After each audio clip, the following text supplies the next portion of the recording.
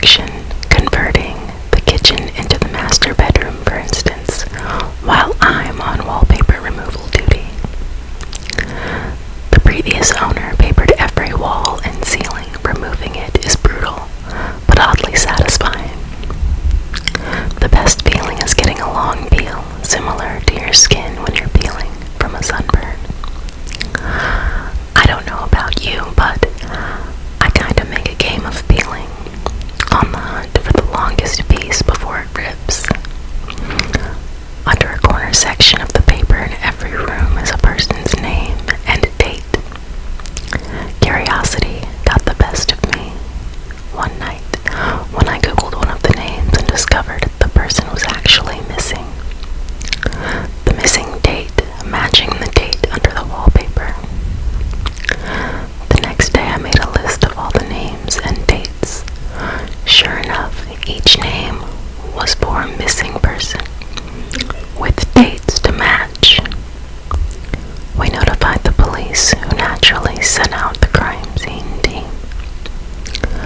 I overheard one tech say, "Yup, it's human." What's human?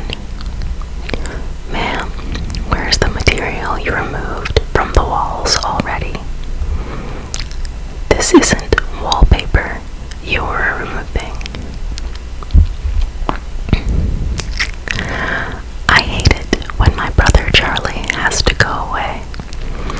By horror in pure form.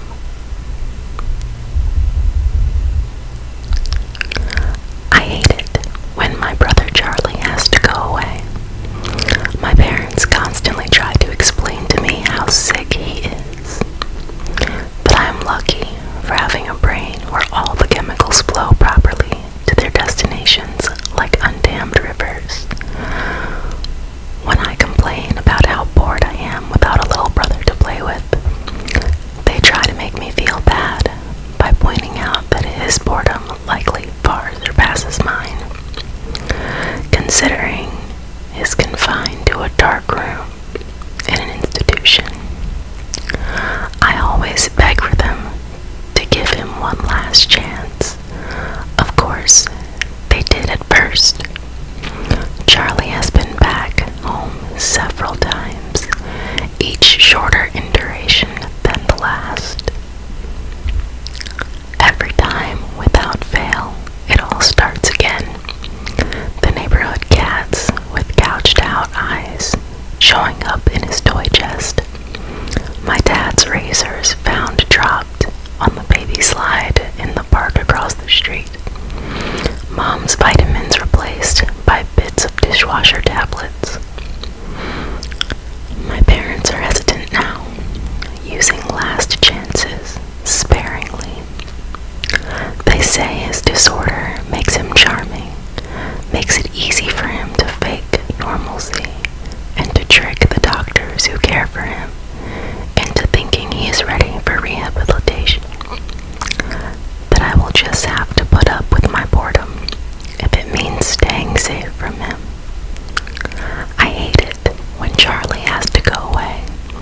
It makes me have to pretend to be good until he comes back. Guardians by Dark Alligator. He awoke to a huge insect-like creature looming over his bed and screamed his lungs out. They hastily left the room, and he stayed up all night, shaking and wondering if it had been a dream. The next morning, there was a tap on the door.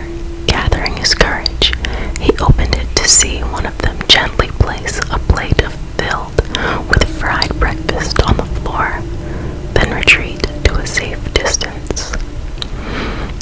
Bewildered, he accepted the gift. The creatures chittered excitedly. This happened every few days for weeks. At first, he was worried they were fattening him up, but after a particularly greasy breakfast left him clutching his chest from heartburn,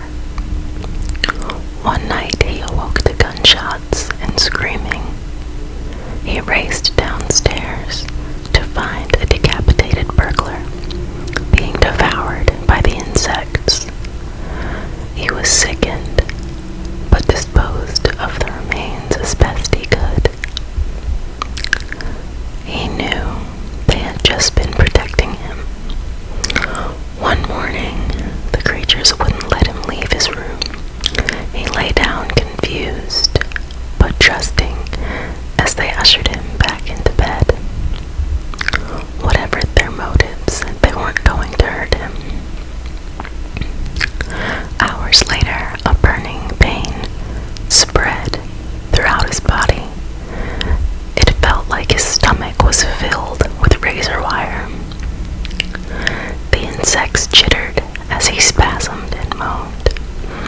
It was only then that he felt a squirming